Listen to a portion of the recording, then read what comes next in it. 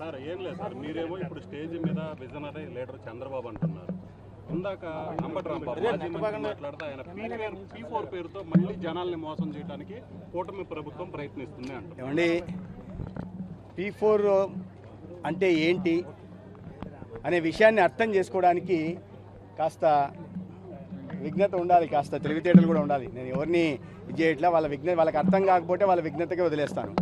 పోలవరం గురించి అవగాహన లేని వ్యక్తి, డయాఫ్రమ్ వాల్ గురించి, కాపర్ డ్యామ్ గురించి అవగాహన లేని వ్యక్తి దాదాపు 3 సంవత్సరాల పాటు నీటిపారుదల శాఖ మంత్రి, నోటిపారుదల శాఖ మంత్రిగా ప్రాచుర్యం పొందిన వ్యక్తి ఇవాళ P4 గురించి కాన్సెప్ట్ గురించి అర్థం కాకపోతే అది ఇంకా ఆయనకి వదిలేస్తున్నా.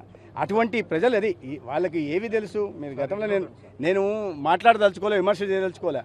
మంత్రులుగా వారు దేనికి గుర్తింపు పొందారు, నేను అవన్నీ చెప్పాలా? కాబట్టి అటువంటి వ్యక్తి మాట్లాడిన మాటల గురించి పట్టించుకోని అవసరం లేదు. పబ్లిక్ ప్రైవేట్ పీపుల్స్ పార్ట్నర్షిప్ పేరుతో ఇవాళ సంపద సృష్టించడమే కాకుండా ఇప్పటికే సంపద సృష్టించిన వారి దాకా 10% పైన ఎవరైతే ఉన్నారో వారి ద్వారా కింద ఉంటున్న 20% పేదలకి లబ్ధి కలిగారు. అంటే ధనం ఇస్తాము, డబ్బులు ఇస్తామని చెప్పట్లా, వారి ద్వారా కెపాసిటీ బిల్డింగ్. నిన్న ఉదాహరణకి మెగా కృష్ణారెడ్డి గారు 2 మండలాన్ని దత్తత తీసుకున్నారు, వారి సొంత మండలాన్ని దత్తత తీసుకున్నారు. ఆ మండలాన్ని దత్తత తీసుకున్నప్పుడు ఇవాళ సెన్సస్ చేస్తున్నాం, స్కిల్ సెన్సస్ జరుగుతూ ఉంది. వాటిని గుర్తించిన తర్వాత ఎవరెవరు ఆర్థిక పరిస్థితులు ఎలా ఉన్నాయి, సామాజిక నేపథ్యం ఏంటి, వాటిని అన్నింటి పరిగణలోకి తీసుకున్న తర్వాత ఎవరికి ఏ రకమైన నైపుణ్య శిక్షణ ఇస్తే బాగుంటుంది, లేదా ఎవరికి ఎటువంటి ఉపాధి అవకాశాలు కల్పిస్తే బాగుంటుంది, దానికి అనుగుణంగా శిక్షణ ఇచ్చి వారి జీవితాల్లో వెలుగులు నింపే ప్రయత్నం, అంటే చాప పట్టుకోవడం నేర్పించే ప్రయత్నం చేస్తుంటున్నాం. అది గౌరవ ముఖ్యమంత్రి చంద్రబాబు నాయుడు గారు చేస్తున్నది. నేను అందుకని చెప్పింది, కేంద్రంలో దార్శనికత కలిగిన నాయకత్వం నరేంద్ర మోడీ గారి రూపంలో ఉంది, రాష్ట్రంలో చంద్రబాబు నాయుడు గారి రూపంలో ఉంది. ఆ విషయాన్ని వాళ్ళు అర్థం చేసుకోలేకపోతే వారు ఎందుకంటే ప్రజల కష్ట సుఖాల గురించి, బాధల గురించి 5 సంవత్సరాలు మర్చిపోయారు. దాని తర్వాతనే ఆ పరిణామాల కారణంగానే వారికి అటువంటి దారుణ ఓటమి ఎదురైందనే విషయాన్ని కూడా మర్చిపోయి మళ్ళీ ఇటువంటి విమర్శలు చేయడం సబబు కాదు. సార్ ఇంకోటి, మీరు పోలవరం గురించి మాట్లాడారు కదా, పోలవరం గురించి కూడా అంబట్రాంబాబు మాట్లాడారు. కేంద్రం నిర్మించాల్సిన పోలవరం రాష్ట్రం ఎందుకు నిర్మిస్తుంది, దీని మీద చర్చకు నేను ఎన్నిసార్లు పిలిచినా ఒక్క టీడీపీ లీడర్ కావచ్చు ఇప్పుడు ఆయనకి అర్థం కానిది ఏంటంటే, మరి 5 సంవత్సరాలు ఎందుకు కేంద్రానికి వదిలేయలేదు? దానికి ముందు సమాధానం చెప్పండి. కేంద్రము రాష్ట్ర విభజన సందర్భంగా అన్యాయంగా, అశాస్త్రీయంగా, అనైతికంగా విభజన జరిగింది.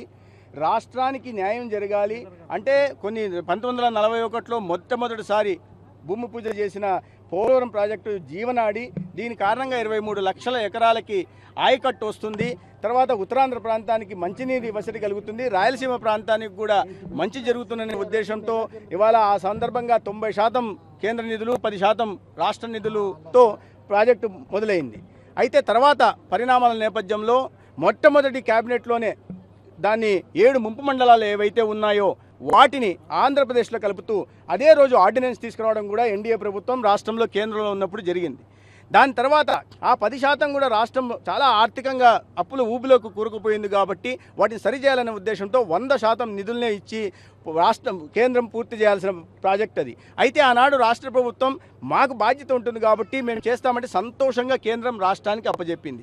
దాని కారణంగానే గతంలో ఎన్డీఏ ప్రభుత్వం ఉన్నప్పుడు చంద్రబాబు నాయుడు గారు నిత్యం చేస్తున్న సమీక్షల కారణంగా 72% పనులు పూర్తయితే తర్వాత వీళ్ళు ఎంత శాతం పనులు చేశారో మనం అర్థం చూసుకోవాలి. కాపర్ డ్యామ్ నిర్మించకపోగా డయాఫ్రమ్ వాల్ను కూడా వాళ్ళ నిర్లక్ష్యం కారణంగా డయాఫ్రమ్ వాల్ కూడా ఇవాళ కింద పెద్ద పెద్ద గొయ్యులు ఏర్పడిన కారణంగా ఇవాళ మళ్ళీ కొత్తగా 980 కోట్లు కేంద్ర ప్రభుత్వం నిధులు ఇస్తే మళ్ళీ కొత్త డయాఫ్రామ్ను ఇప్పటికీ వాళ్ళు ఎన్నిసార్లు మీరు అర్థం చేసుకో 2019 నుంచి ప్రతి సంవత్సరం వచ్చే సంవత్సరం అయిపోద్ది, మళ్ళీ వచ్చే సంవత్సరం అయిపోతుంది, ఒక కృష్ణుడు చెప్పి వెళ్తాడు, మళ్ళీ రెండో కృష్ణుడు వస్తాడు, మళ్ళీ ఆయన వచ్చి వచ్చే సంవత్సరం జూన్కి అయిపోతుంది, డిసెంబర్కి అయిపోతుంది అంటారు. ఒక్క రోజన్నా దీని మీద ఎప్పుడన్నా సమీక్ష నిర్వహించారా గతంలో ముఖ్యమంత్రి గారు?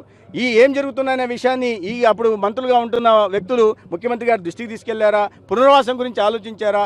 ఎంత బాధ్యత రాహిత్యం అంటే ఆనాడు పునరావాసం పోలవరం దగ్గరికి వెళ్ళినప్పుడు జగన్మోహన్ రెడ్డి గారు అక్కడ ప్రజలు పునరావాసం గురించి మాట్లాడితే ప్రింట్ చేయాల్సింది కేంద్ర ప్రభుత్వం ప్రింట్ చేస్తుంది, మా దగ్గర డబ్బులు లేవన్నారు. కేంద్ర ప్రభుత్వాన్ని మీరు పోయి అడిగారా? కేంద్ర ప్రభుత్వం ప్రింట్ చేస్తుందంటే బాధ్యత నుంచి తప్పించుకునే ప్రయత్నం చేశారు. కానీ బాధ్యతను పూర్తి చేయాల్సిన బాధ్యతను వాళ్ళు విస్మరించారు. ఇవాళ ఇటువంటి కాకమ్మ కబుర్లు చెప్పడం అనేది సరైంది కాదు. ఫైనల్గా పోలవరం ఎప్పుడు ఈ ట్రిప్ పూర్తి చేస్తారు సార్? ఈ 2027 నాటికి పూర్తి చేయాలని టార్గెట్ పెట్టుకోవడం జరిగింది.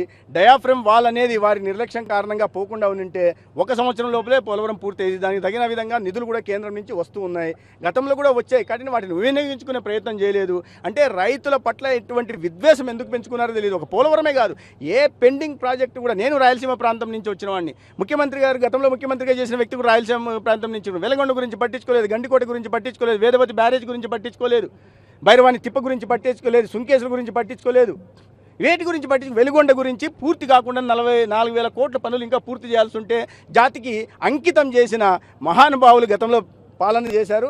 రైతుల నోట్లో ఏ రకంగా మట్టి కొట్టారు, అన్ని వర్గాలను అన్యాయం చేయడం కాకుండా రైతుల నోట్లో కూడా మట్టి కొట్టి తీరని అన్యాయం ఈ రాష్ట్రానికి వారు చేశారు. దానికి ముందు ముక్కు నేలకు రాసి క్షమాపణలు చెప్పాలా, గతంలో నీటిపారుదల శాఖ మంత్రిగా చేసిన వ్యక్తి కానీ ముఖ్యమంత్రిగా చేసిన వ్యక్తి కానీ. అసలు ప్రజలంటే పేదలంటే అర్థం తెలియనటువంటి వ్యక్తులు మాట్లాడే మాటలకి ప్రజలన్నా అందులో పేదలన్నా అర్థం తెలియనటువంటి వ్యక్తులకి మాట్లాడే మాటలకు సమాధానం చెప్పాల్సినటువంటి అవసరం లేదు. వాళ్ళు 5 ఏళ్ల పాలనలో పేదలను దోసుకోవడం తప్ప, స్కీములు రద్దులతో పేదల్ని అన్యాయం చేయడం తప్ప, వారికి కేటాయించినటువంటి సప్లాన్ నిధులను దారి మళ్లించడం తప్ప, పేదల్ని పేదలుగానే చూడడం తప్ప వాళ్ళు చేసింది ఏమీ లేదు. అలాంటి పేదల్ని సంపన్నులుగా తయారు చేసేటటువంటి కార్యక్రమం ఈ P4 ఫార్ములా. అంటే ప్రభుత్వం ఉంటుంది, ప్రైవేటు వ్యక్తులు ఉంటారు, ప్రజలు ఉంటారు, వీళ్ళ మధ్య ఒక పార్ట్నర్షిప్ ఏర్పాటు చేయాలన్నటువంటి ధోరణిలో చూసాం. ఆ రోజు కూడా ఈ ప్రైవేటు వ్యక్తులు ఎవరైతే ఉన్నారో పారిశ్రామికవేత్తలు కావచ్చు, కాంట్రాక్టర్లు కావచ్చు, వాళ్ళ నుంచి పర్సెంటేజ్లు దోసుకోవడం తప్ప వాళ్ళ నుంచి కొంత వాటా పేదలకు ఇవ్వండి అని ఎప్పుడు అడిగారు? ఇప్పుడు అడుగుతున్నాం, అయ్యా మీరు సంపాదించిన దాంట్లో కొంత వాటా పేదల గురించి ఆలోచించండి, పేదల గురించి పట్టించుకోండి అని. దీన్ని అర్థం చేసుకోకుండా మాట్లాడే వాళ్ళకి మనం సమాధానం చెప్పాల్సిన అవసరం లేదు.